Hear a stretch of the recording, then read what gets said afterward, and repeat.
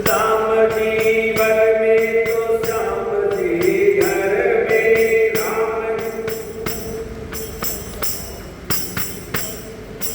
Ram ji one में तो श्याम जी घर में राम जी काटते हैं भक्तों के संकट क्षण में काटते हैं भक्तों के ध्यान से सुनो ये बात बड़े काम की ध्यान से सुनो ये बात बड़े हरे नाम मिश्री तू बोल बोल पे हरे नाम मिश्री तू राम नाम लड्डू गोपाल नाम जी राम नाम लड्डू गोपाल हरे नाम मिश्री तू बोल बोल पे हरे नाम मिश्री तू राम राम लड्डू श्याम श्याम रे राम राम राम राम लड्डू श्याम श्याम रे राम राम आएगा अंत समय बस यही काम रे आएगा अंत समय बस यही आएगा अंत समय बस यही काम रे आएगा जय बोलो राम की जय बोलो श्याम की जय बोलो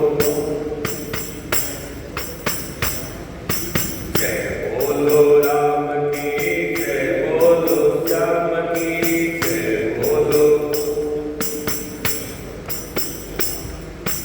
हरे नाम मिश्री तू बोल बोल पे हरे नाम राम नाम लड्डू गोपाल नाम जी राम नाम लड्डू हरे नाम मिश्री तू बोल बोल पे हरे नाम मर्यादा पुरुषोत्तम है श्री राम जी मर्यादा प्रेम के सागर है प्यारे घन श्याम जी प्रेम के मर्यादा पुरुषोत्तम है श्री राम जी मर्यादा प्रेम के सागर है प्यारे घन श्याम जी प्रेम के माला जपो सुबह शाम इनके नाम की माला जपो सुबह शाम हरे नाम मिश्री तू बोल बोल पे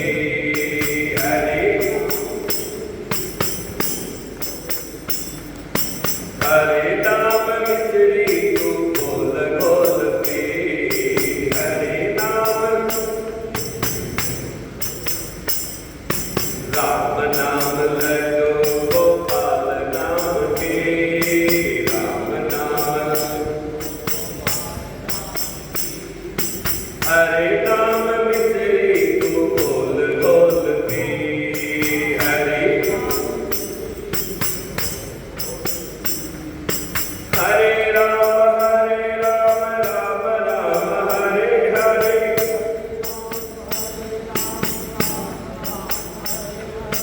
हरे कृष्ण कृष्ण कृष्ण हरे हरे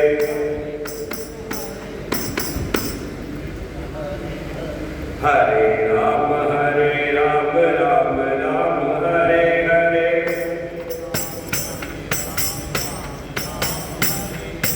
हरे कृष्ण कृष्ण कृष्ण हरे हरे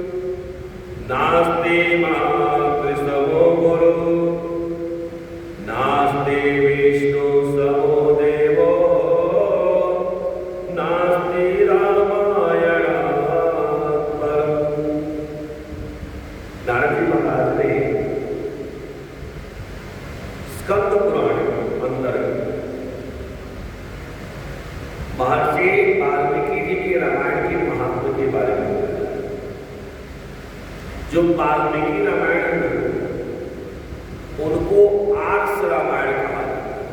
बहुत कम लोगों को इस बात को शायद आप सब जानते हो। वाल्मीकि रामायण का नाम आर्ष रामायण है और उसके साथ साथ और भी नाम है, जैसे पौरस्त्य वध, दशानन वध, ये भी रामायण के नाम। लेकिन सबसे अच्छा लोगों को लगा रामायण, तो इसलिए रामायण, परंतु ये है आर्ष रामायण। जैसे कमंद रामायण है, कृतिवास रामायण है, वैसे ये आर्ष रामायण। तो आमतौर पर ऐसा आपने बहुत बार देखा होगा, जैसे श्रीमद् भागवत की पुस्तक है तो उसमें श्रीमद् भागवत के महात्म्य के बारे में बताया है। हालांकि श्रीमद् भागवत में महात्म्य भी है, वो भी स्कंद पुराण से ही आया। तो अगर किसी पुस्तक का, किसी ग्रंथ का महात्म्य अगर दूसरे ग्रंथों से पाया जाता है तो वो और ज्यादा महत्वपूर्ण होता है। तो इसी प्रकार से स्कंद पुराण के अंतर्गत ही आर्ष रामायण के महात्म्य के बारे में बताया है, वाल्मीकि रामायण के महात्म्य के बारे में। नारद जी सनकादि ऋषियों से कहते हैं, पूछा इन्होंने कि अच्छा ये तो आपने 4 अध्याय में महात्म्य बताया, कैसे सुना जाए, क्या महत्ता है वो आप हमको बताइए। तो उन्होंने बताया कैसे कैसे सुनना चाहिए। जो नियम श्रीमद् भागवत कथा सुनने का है वही नियम रामायण कथा सुनने का, दोनों एक जैसे। और बताया उन्होंने कि अगर हो सके तो जितना ज्यादा से ज्यादा हो सके पारायण करना चाहिए, और पारायण के बाद रात्रि के समय आप कथा का स्मरण करें। लेकिन कुल मिला के किसी भी तरह से एक प्राकरण आपको भगवान श्री राम के नाम का जप करना है, जितना कर सकते। ऐसा बंधन नहीं है कि आपको 10,000 जप करने हैं या 20 माला करने हैं, 100 माला करने, ऐसा कुछ नहीं है। यहाँ तक आपको छूट दिया गया है कि आप चल रहे हैं रास्ते में और वहां भी सीताराम सीताराम सीताराम सीताराम सीताराम करते रहिए। कोई आपने सुना होगा, कहते राम राम सब कोई कहे, तो कुछ लोग जल्दी में कहते दशरथ कहे न को। दशरथ कहे नहीं, वो सही शब्द क्या है? राम राम सब कोई कहे, दशरथ अस कहे न कोई। जिस प्रेम से दशरथ जी ने भगवान श्री राम को पुकारा है, हम तो सब राम राम कही, राम कही, राम राम पुनि राम, राम राम रटत रटत राम गए सुना। तो वास्तव में वो जो राम शब्द है आपके केवल मुख से नहीं निकलना चाहिए, नाभि से निकले, हृदय से हो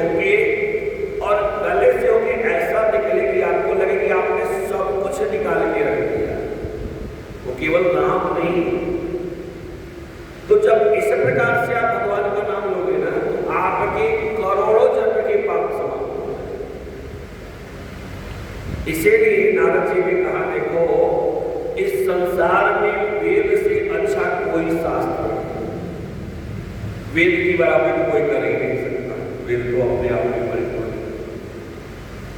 और शांति से बढ़ करके कोई सुख नहीं। आप सब कर लीजिए, अगर मन को शांति नहीं मिल रही है तो आपको कहीं सुख मिलेगा? संसार का सारा धन देखिए हमारे पास नहीं है तो हमको लगता है कि थोड़ा धन मिल जाता तो बड़ा अच्छा होता, बड़ा अच्छा होता। परंतु जिसके पास है विश्वास करिए उसको भी सुख नहीं है। हमको आपको लगता है बोलना चाहते हैं ना कि नहीं उनके पास कितना है, तो इतना बढ़िया टाइल्स लगाए हुए हैं घर में, इतना बढ़िया बाथरूम है, इतना बढ़िया भोजन है। लेकिन आपको जान के आश्चर्य होगा, भोजन उनके पास है, भूख नहीं है। भूख नहीं है। आपको जो कहते कभी कभी मिलते हैं बड़े बड़े लोग तथा कथी तो कहते हैं महाराज हम तो खाते ही नहीं। अधिकतर लोग कहते हैं हम तो खाते ही नहीं। क्यों नहीं खाते? मतलब इच्छा नहीं, एक रोटी खाते। क्यों? भूख नहीं है। भूख कब होगी? जब आप परिश्रम करो, जब आप किसी की भूख समझोगे। तो ना ही आप किसी की भूख समझ रहे हो और ना ही परिश्रम कर रहे हो, तो आपको भूख कहां से लगेगी? दिन भर तो ड्राई फ्रूट्स चबा रहे हो, दिन भर तो चाय लस्सी चल रहा है, तो भूख कहां से लगेगी? और हम लोग मेहनत करने वाले हैं, एक ही बार बैठ के चाय नाश्ता मिला तो ठीक, नहीं तो एक ही बार बैठे तो जो मिला सब जगह से सीखा। एक बार महापूर्णा का ध्यान किया, ठाकुर जी का ध्यान किया, प्रभु बड़ा सुंदर आपने दिया और जो मिला। अब तो खैर थोड़ा सा पेट कमजोर हो गया है। पहले आप विश्वास नहीं करेंगे, अगर पत्थर में मिलता तो उसको भी पचा देता, इतनी ताकत।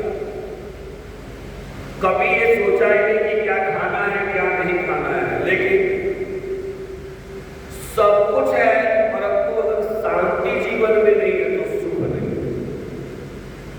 क्यों? जिस घर के पीछे आप भाग रहे हैं, सब भाग रहे हैं, बुराई करते हैं लेकिन भाग रहे हैं। क्योंकि हमारी हालत उसी बच्चे जैसे है, जैसे बच्चे को अगर समझाया जाए कि बेटा आग के पास मत जाओ हाथ जल जाएगा, आग के पास मत जाओ हाथ जल जाएगा, लेकिन बच्चा मानता है। जब तक वो छुएगा नहीं आग को, जब तक चटका नहीं लगेगा, तब तक वो मानने वाला नहीं कि आग से हाथ जलता है। वही हाल हमारी आपकी है। कितना भी हमको आपको समझाया जाए कि धन के पीछे मत भागो, मत भागो, मत भागो, परंतु भागते जरूर है। और उस भागने के चक्कर में जो हमारे पास है क्या है? परिवार। सबसे बड़ा धन क्या है? आप बैठे हैं भोजन करने के लिए, सारे बच्चे एक साथ बैठ गए, इधर पत्नी बैठ के भोजन कर रही है, सारे बच्चे घेर के आपकी थाली में बैठ के भोजन कर रहे हैं। उस आनंद के बराबर संसार में कोई आनंद हो सकता है क्या? पहले बताइए। आपने देखा है किसी बिजनेस टाइकून को ऐसे अपने बच्चों को साथ? पहले तो क्या बच्चे ही नहीं होते, बहुत ज्यादा हमारे यहाँ की तरह। उनको तो किसी ने सिखा दिया है एक बहुत, और भगवान में करेंगे अगर के जैसे सीता होगा। क्या एक चले गए विदेश, इंग्लैंड चले गए, अमेरिका चले गए, जापान चले गए, तब उसके बाद कौन है घर में? बड़ा सा विशाल घर है, बढ़िया बढ़िया फर्नीचर है, सुंदर सा सुंदर भोजन है, लेकिन साथ में बैठ के करने वाला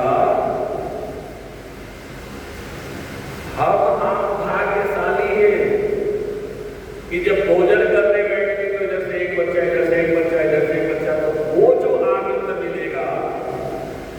अब जिसने सोचा हो कि भैया हम अकेले रहेंगे उसी में आनंद है, तो वो जो आनंद हमको तो नहीं आता। हमको तो सारे बच्चे एक साथ बैठ रहे हैं उसमें आनंद आता। तो मन को शांति जब तक नहीं है तब तक कोई सुख नहीं। इसीलिए नारद जी ने कहा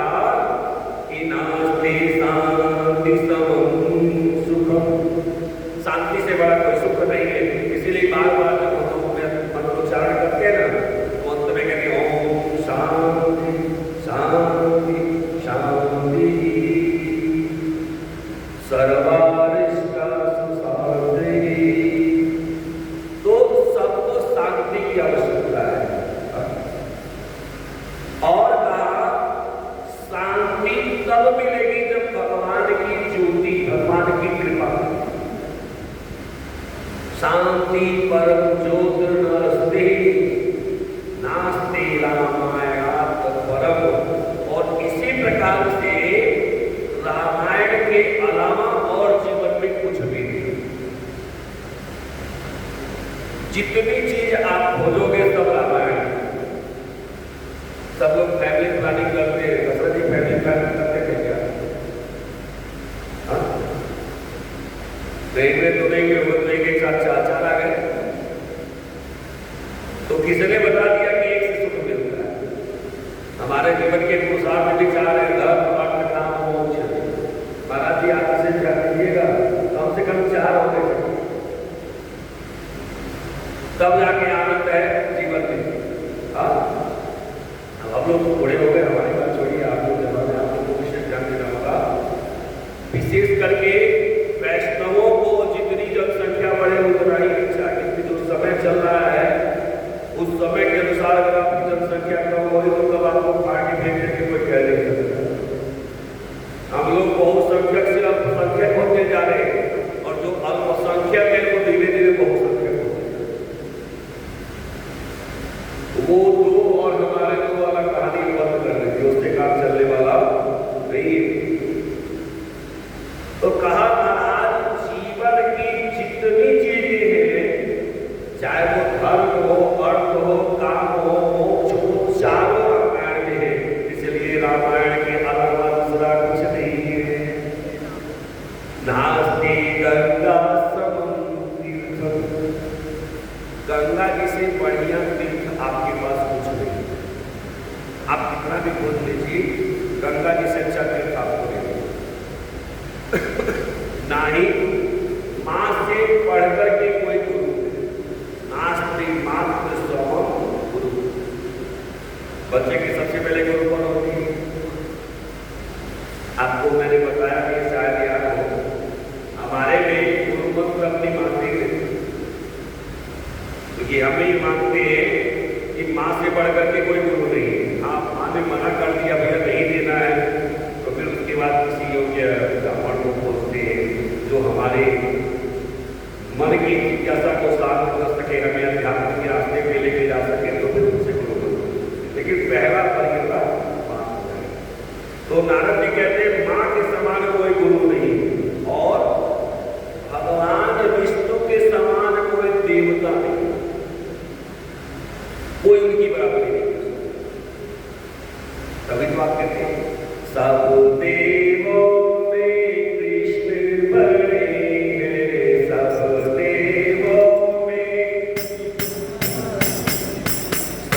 देवों में कृष्ण बड़े हैं, सब देव जो तारों में चलता भजो रे मन गोविंदा,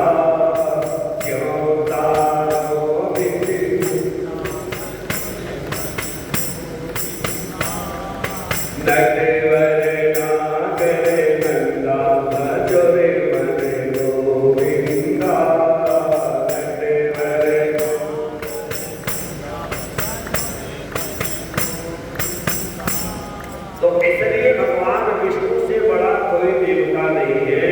और फिर कहा इसलिए अगर आपको भगवान विष्णु से साक्षात्कार करना है तो रामायण से अच्छा दूसरा कोई साधन नहीं है। आगे नारद जी कहते हैं, और सुन लीजिए, इस संसार में क्षमा से बड़ा कोई सार तत्व नहीं। मान लीजिए किसी ने आपका अपराध किया और आप एकदम क्रोध में बैठे हुए और सामने वाला आया आपसे क्षमा मांग रहा है, आप कह रहे नहीं मैं नहीं क्षमा करूंगा, मैं बिल्कुल क्षमा नहीं करूंगा। अच्छा, क्षमा नहीं करेंगे तो क्या कर लेंगे? उसके अलावा कोई रास्ता है? किसी ने अपराध कर दिया, किसी ने हमारा नुकसान कर दिया, सब कुछ ले लेंगे और वो आगे क्षमा मांग रहा है, आप कह रहे नहीं करेंगे, नहीं करेंगे, तो क्या कर लीजिएगा? नहीं करेंगे। आप कह रहे नहीं करेंगे, ठीक है मत करिए, तो क्या करिएगा? उसका कुछ बिगाड़ सकते हैं? बिगाड़ने वाले को बैठे। तो इसलिए कहा कि सबसे बड़ा साल तत्व अगर कुछ है तो है क्षमा, और क्षमा करने वाले की सब जगह बड़ाई होती है, और कीर्ति से बढ़कर कोई धन नहीं। अगर हमारे पास धन है ना, तो वो जब तक हम जीवित हैं तब तक उसका उपभोग करेंगे। एक बार आंख बंद हो गया तो उस धन का कोई काम है। कहीं कहीं के जब लोग मर जाते हैं ना, तो उनके ऊपर बतासे फेंके जाते, लाई कुरकुरे फेंके जाते, पैसे फेंके जाते। सुना है क्यों पैसे फेंके जाते? उसका दो कारण, दोनों में आपके सामने। पहला व्यवहारिक कारण, उस जीव से कहा जा रहा है कि हे भाई, जीवन भर इसी पैसे के पीछे भागता रहा, ले हम पैसे फेंक रहे हैं, अब मेरा हिम्मत है तो उठा पाएगा? चाहे सिक्के फेंकिए, चाहे नोट फेंकिए, चाहे कुछ भी फेंकिए, उठाएगा? दूसरी कथा आती है, एक बार भगवान लक्ष्मी और भगवान विष्णु में होड़ लगे। ये हमारे समझाने के लिए उनको होड़ लगता नहीं, पहले बता दो, वो केवल हमको समझाने के। तो लक्ष्मी जी मुस्कुराते हुए कहती है कि महाराज ऐसा है, देखिए मेरे पास बहुत शक्ति है, एक बार अगर मैं किसी को मिल जाऊं तो आपको भी भूल जाए। कहा कैसे भूल जाएगा? कहा देखिए मैं आपको बताती हूँ सामने। अब संजोग से एक जगह भगवान शालिग्राम के रूप में, बहुत कड़ी बात है, बचा लीजिए, और दूसरे जगह लक्ष्मी जी की सोने की प्रतिमा रखी है। ईमानदारी बताइए क्या उठाएंगे? एक तरफ ठाकुर जी रखे, जो बहुत प्रकार विद्वान पंडित जो उनकी बात में कहता हूं, आपको खैर साधारण कोई बात ही नहीं है। प्रकांड विद्वान कोई बैठे हुए हो और उनके सामने आप एक तरफ शालिग्राम को रख दो और दूसरी तरफ लक्ष्मी जी की प्रतिमा को रख दो सोने की, क्या उठाएंगे? जबकि आपको अच्छे से पता है कि वह सोने की प्रतिमा उनके किसी काम की नहीं। क्या करेंगे?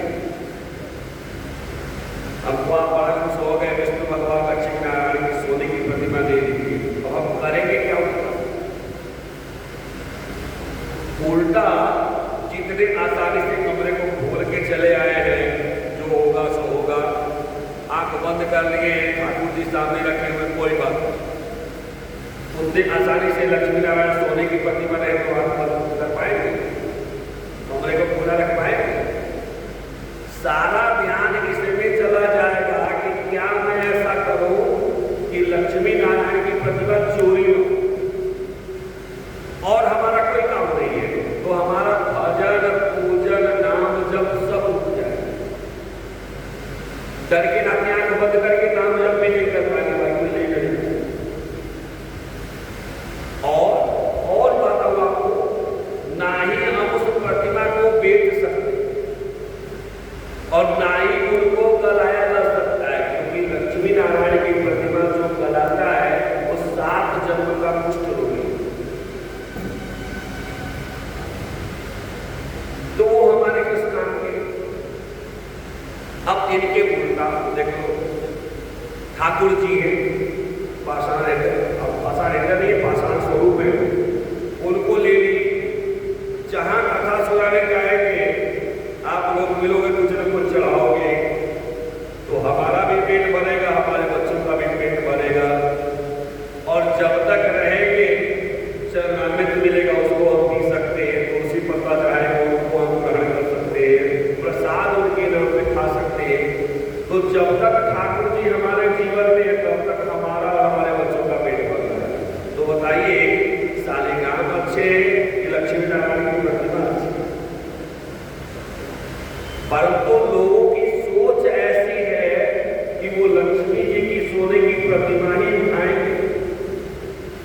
शालिग्राम नहीं खाने, क्योंकि तत्व को नहीं समझ पाए। तो वहां पे शालिग्राम पड़े हुए थे, लक्ष्मी जी की सोने की प्रतिमा। अब सामने वाले ने सोने की प्रतिमा उठा ली। लक्ष्मी जी हंसते हुए कहते महाराज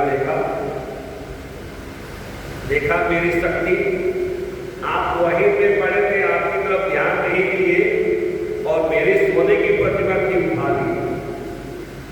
भगवान ने कहा बात जानते हैं, जिसने उठाया है उनके अंदर भी मैं ही। ये जो अंदर बोल रहे हैं वो कौन है?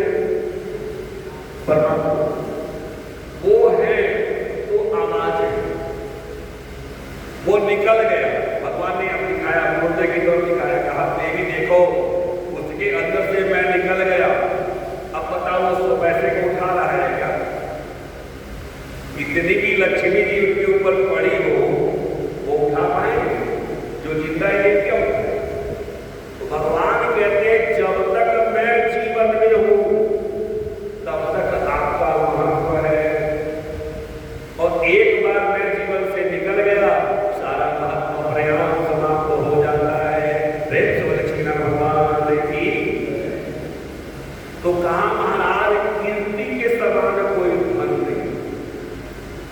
धन बहुत सारे लोगों के पास बोले जब तक जीवन है तभी, और जिसने उस धन का सदुपयोग कर लिया, मान लीजिए मंदिर बनवा लिया, धर्मशालाएं बनवा दी, गौशालाएं खुलवा दी, तो भले वो मर जाएंगे लेकिन उनकी कीर्ति अमर हो।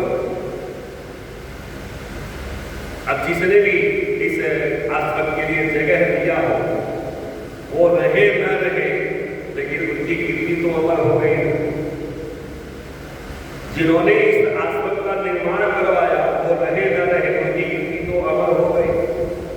तो इसलिए नारद जी कहते हैं कि वास्तव में कीर्ति के समान कोई धन नहीं। और नास्ति ज्ञान सगो लाभ, ज्ञान है तो लाभ है, ज्ञान खत्म लाभ खत्म। जब हम लोग दिल्ली मुंबई बरेली कहीं भी आते जाते तो क्या हम लोग खेत बेच के लेके आए? कैसा पैसे लेके आए थे क्या? लेकिन फिर भी काम चल रहा है। क्यों चल रहा है? क्योंकि हमने प्रभु को पकड़ा हुआ है।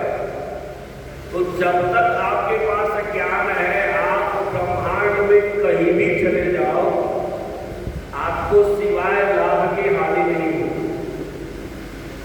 हानि तब होगा जब आप ज्ञान को छोड़ दोगे और अधिक लाभ के पीछे दौड़ने लगोगे, तो हानि हो जाएगी।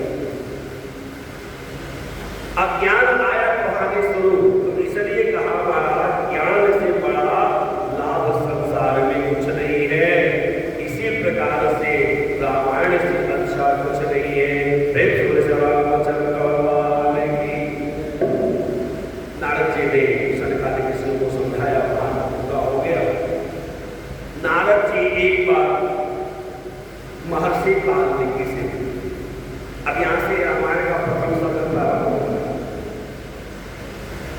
तो जैसे पहली बार मिले, हम लोग किस विषय में विचार कर रहे हैं? याद है श्री राम की अवतार, श्री राम और पूरी कथा में इस बात को याद रखिएगा, दिमाग में घुमाते रहिएगा, और कहां कहां श्री राम है वो पता है। तो जैसे नारद जी से महर्षि वाल्मीकि की मुलाकात हुई, तो वाल्मीकि जी ने उनको पाद्य अर्घ आदि से सम्मानित किया, आसन दिया, बिठाया। जब सब संतुष्ट हो गए तो वाल्मीकि जी बड़े प्रेम से हाथ जोड़ के पूछते हैं कि महाराज एक बात बताओ, को अन्विनस्मान संप्राप्तम लोके गुणवान तस्य वीर्यवान धर्मज्ञस्य कृतज्ञस्य सत्यवाक्यो दृढव्रतः।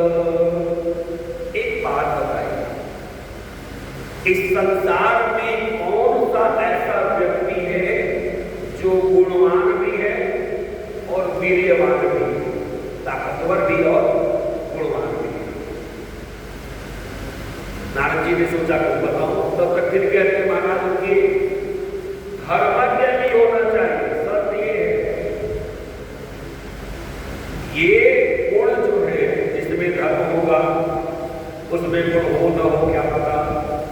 जिसमें गुण होगा, धर्म होगा, उसमें वीर्यवान बलवान हो कि नहीं हो, क्या होगा।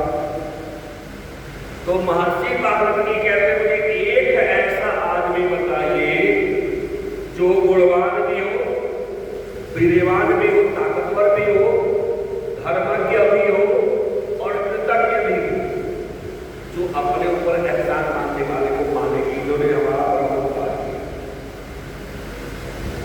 बाजार जी ने कहा अब कुछ बोलूं, तब तक कहते वाल्मीकि सत्य वाक्य पर दृढ़ रहने वाला होना चाहिए, सत्यवादी भी हो। अब कहीं न कहीं एक दूसरे की विरोधी गुण है। आमतौर पे जो बलवान होते हैं उनको थोड़ा सा बल का अहंकार हो जाता है, याद रखिएगा। तो जिसके अंदर अहंकार हो जाएगा वो धर्मवान नहीं हो पाएगा।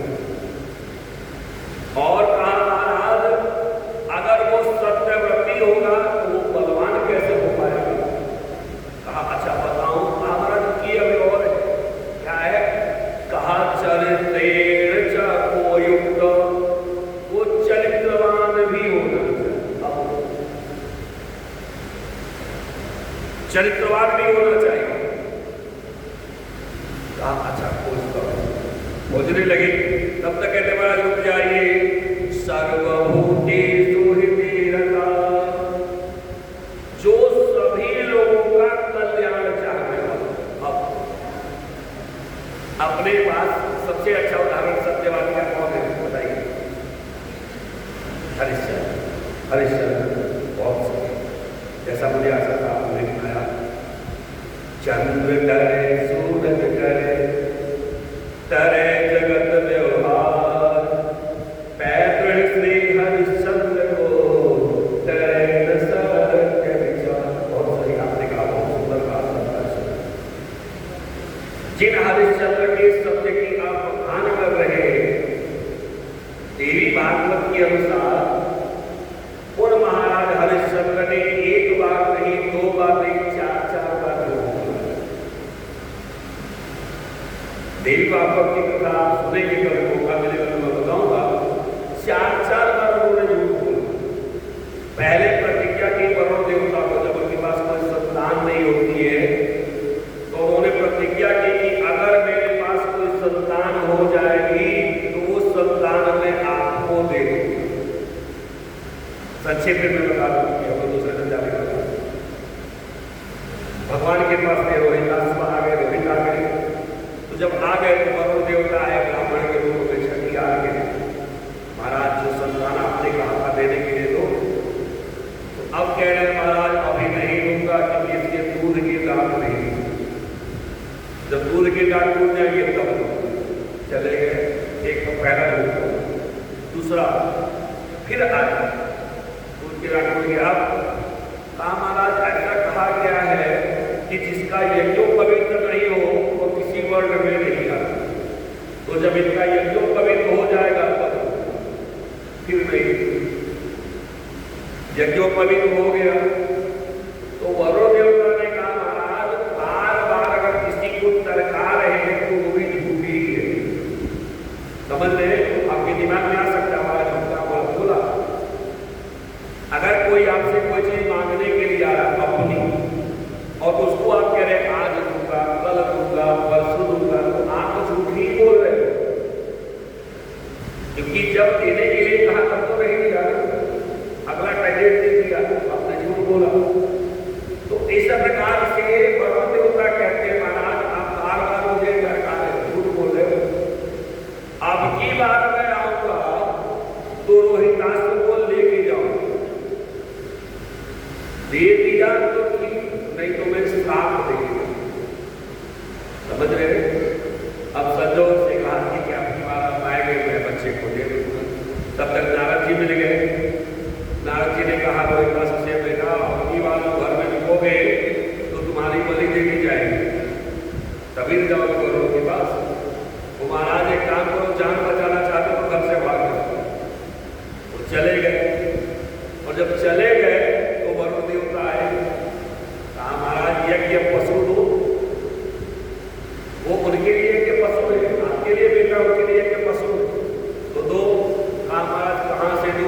है ही नहीं, तो वहां पर वरुण देवता ने श्राप दिया कि महाराज आपने बार बार झूठ बोला है, इसलिए आपको जन्मोदर रोग हो जाए।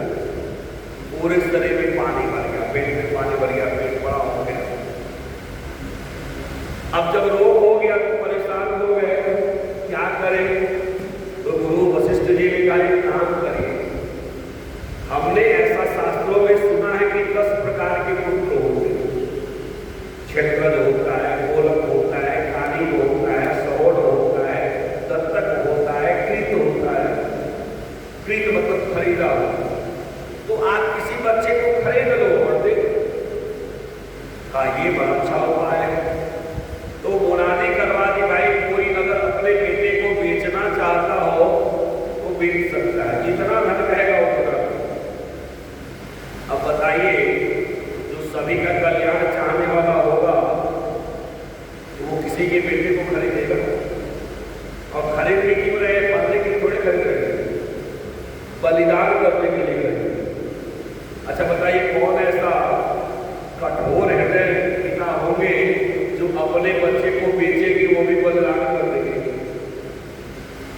एक बार पालने के लिए कोई देवी दे, बलिदान करने के लिए कोई देगा? लेकिन आपको जान के आश्चर्य होगा, आज भी बहुत सारे गांवों में प्रथा है कि अपने बच्चे की आयु के लिए बकरे के बच्चे को गाएं। वही कर रहे हैं। तो जब कोई तैयार नहीं हुआ तो एक ब्राह्मण होते जिनका नाम अजिगर है, बड़े दीनी है, बहुत गरीब, धन के अभाव के कारण उन्होंने कहा महाराज मैं अपने बेटे को बेचूंगा। राजा हरिश्चंद्र कहते हैं आगे घर किराने बेच रहे हैं, हमारा कोई दोष है नहीं, कर लीजिए। अब बेचेंगे किसको? तो ब्राह्मण ने विचार किया बड़े बेटे को नहीं बेचूंगा क्योंकि वो मुकाबले देता है, छोटे को नहीं बेचूंगा क्योंकि वो मां को बड़ा प्रिय होता है। तो बचा कौन? बदला नाम का सुनन से कहा महाराज इनको ही बेचे।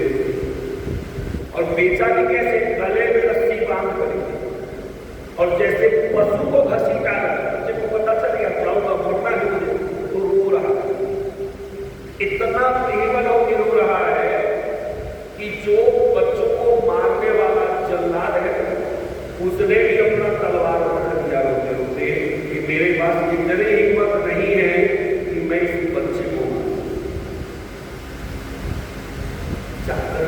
उसने अपने जीवन में पता नहीं कितने दुर्दांत अपराधियों का वध किया है, लेकिन आज एक छोटे से बच्चे को मारने के लिए उसने हथियार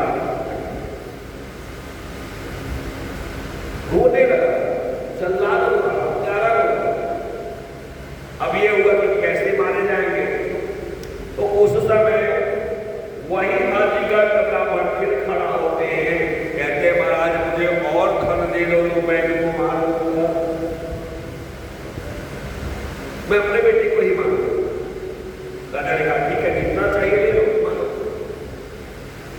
वहां पे राजा हरिश्चंद्र के दरबार में बैठे हुए जितने उस समय के परम विद्वान हैं सब बैठे। ब्रह्मर्षि वशिष्ठ जी बैठे हुए, गौतम बैठे हैं, चावाली बैठे हैं, सुबल बैठे हुए, सब बैठे हुए, लेकिन कोई नहीं कह रहा है इस बच्चे को मारना गलत है, कोई नहीं। अंत में विश्वामित्र जी का विश्वामित्र जी ने जब इस प्रकार से रोते हुए देखा बच्चे को, तो सभी ब्राह्मणों से कहते कि इतने सारे ब्राह्मण बैठे परम विद्वान, और किसी को ये पता नहीं है कि बच्चे की निर्मम हत्या से कोई प्रसन्न नहीं होगा। गुरु जी आपको गुरुदेव है, ब्रह्मर्षि है, आपकी बराबरी तो कोई नहीं कर सकता, आपको तो बताना चाहिए। गुरु जी ने भी कुछ नहीं किया। राजा हरिश्चंद्र को डांट लगाई, महाराज आप अपने स्वार्थ के लिए अपने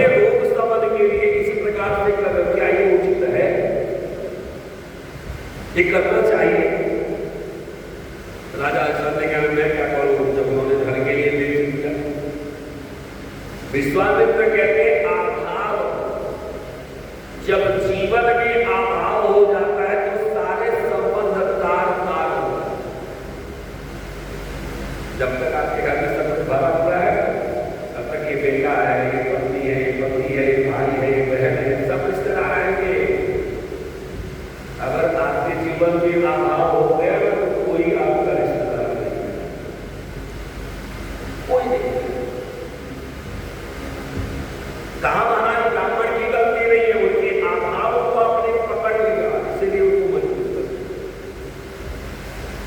उसी दिन विश्वामित्र जी ने मन ही मन निर्णय लिया कि हे राजा हरिश्चंद्र, एक दिन मैं आपके जीवन में ऐसा ला दूंगा कि आपको पता चलेगा धन का अभाव क्या है। आज अगर धन के अभाव में इस ब्राह्मण ने अपने बेटे को बेचा है तो एक दिन आपके जीवन में भी ऐसा आएगा जब आप धन के कारण अपने भी पत्नी और बेटे को बेचेंगे। विश्वामित्र जी ने वहां पे क्या कीमत, धीरे से गए, खंबे में बांधा हुआ बच्चे, धीरे से गए और कान में वरुण देवता का मंत्र बता बच्चे को। तो रो मत, क्यों रो रहा है, किसके लिए रो रहा है? अरे रो उसके सामने जो आपके आंसू की कदर करे, जो आपके आंसू की कदर ही नहीं करेगा उसके सामने कोई फायदा है? थोड़े से कुछ नहीं होगा। कहा क्या करूं महाराज? कहा मैं बताता हूं, कान में वरुण देवता का मंत्र बता। कहा केवल इनका जप करिए और कुछ करने के लिए। अब जब बच्चे ने जप करना शुरू किया तो वरुण देवता प्रकट हो। उन्होंने कहा राजन क्या करने जा रहे हो? हरिश्चंद्र कहते महाराज ऐसा है, आपने ही तो कहा था बच्चा दे दो तो मैं बलिदान करने जा रहा हूं। वरुण ने समझा कि बलिदान का अर्थ त्याग करना होता है, छोड़ना होता है। आपने बलि को अलग कर दिया है, दान को अलग कर दिया, तो जब आप किसी की हिंसा करके दान कर रहे हो है बलि हिंसा। जबकि दोनों को एक साथ जोड़ दीजिए तो सच क्या निकलेगा? त्याग। मैंने इस बच्चे को ले लिया, आपको मारने की जरूरत नहीं, मैं आपको रोक करता और तब बच्चे को छोड़ दिया। इतनी सारी कथा सुनने के बाद क्या आप कह सकते हैं कि राजा हरिश्चंद्र सत्यवादी है? अगर मान लीजिए है भी तो क्या वो सारे प्राणियों का कल्याण करना चाहते हैं? वहां पर ये सिद्धांत कट गया। वाल्मीकि जी ने कहा कि महाराज जो सत्यवादी तो हो ही, कहा सर्वभूतेषु मोहित, जो सारे संसार के लोगों का कल्याण करने वाला हो ऐसा व्यक्ति चाहिए, ये बोल। अब नारद जी और खोजने लगे, और कहीं खोजो। कहा महाराज यही नहीं, जो अगर क्रोधी हो जाए, क्रोध में आ जाए तो उससे संसार के सारे राक्षस कांपने लगे, ऐसा देवता भी कांपने लगे, ऐसा चाहिए। अब जब इतनी बातें कह दी तो नारद जी कहते हैं महाराज आपने इतना सारा गुण गिना दिया कि एक आदमी मिलना तो बड़ा मुश्किल। हाँ, अलग अलग गुण मिल सकता है। कोई सत्यवादी होगा, कोई सब प्राणियों का कल्याण करना चाहता होगा, कोई धर्मज्ञ होगा, कोई सत्यसंध होगा, कोई विनयवान होगा, ये हो सकता है। परंतु आपने जो कहा ये बड़ा कठिन और भी बताया है। अभी ऊपर तो कह रहे हैं कि जिसके क्रोध के कारण सब लोग डर जाए, और फिर कहते हैं आत्मावान को। कौन है जो अपनी आत्मा के समान सबकी आत्मा को समझता है? अब देखिए और क्या कहा? कहा चित्त क्रोध हो, क्रोध तो उसके पास इतना है कि एक बार देख ले तो सब लग जाए, लेकिन उसने अपने क्रोध पर नियंत्रण किया।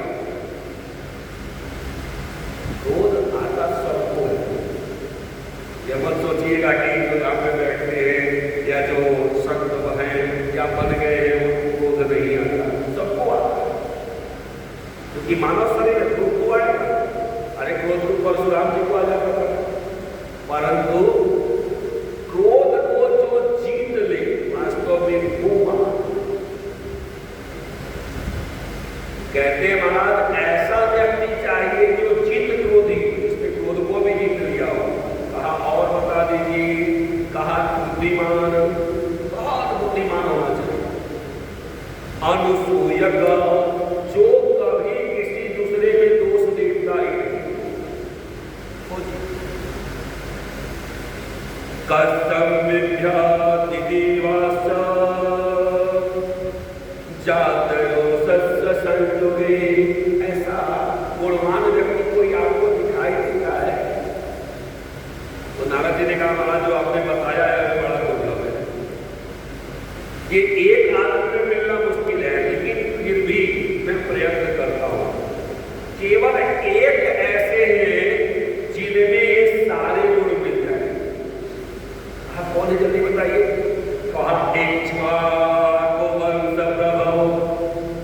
राम नाम चले सुख नियत आत्मा मेरे धुतिमान धृतिमान वसी। केवल एक है पर वो है राम। केवल श्री राम ही ऐसे हैं इक्ष्वाकु वंश में प्रकट होने वाले जिनके अंदर जो सारी चीजें हैं वो अपनी आत्मा के समान देखते भी हैं, महावीर भी है, इसके साथ साथ बुद्धिमान भी है, धैर्यवान भी है और अपने मन को वश में करने वाले हैं। अब कितनी सारी बातें आपने सुनी, अब आपको पता चला राम कौन है। राम केवल शरीर नहीं है, राम विचारधारा, राम भक्ति है, राम देवों के देव है, राम परात्पर परम ब्रह्म है। राम आपके विचारों में है, राम आपके धड़कन में है, संसार के कण कण में राम है। इसलिए कभी भी श्री राम को आप केवल दशरथ जी के पुत्र के रूप में मत मानिएगा। राम और क्या है इसके विषय में हम कल विचार करेंगे। देव चंद्र भगवान की श्री राम जय राम जय जय राम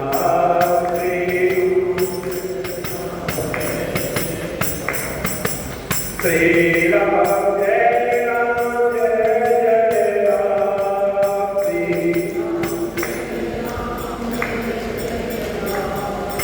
जय रघुनंदन जय हरिश्याम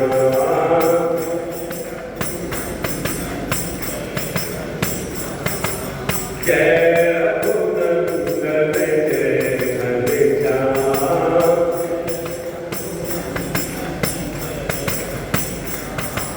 श्वास श्वास पर एक ही नाम,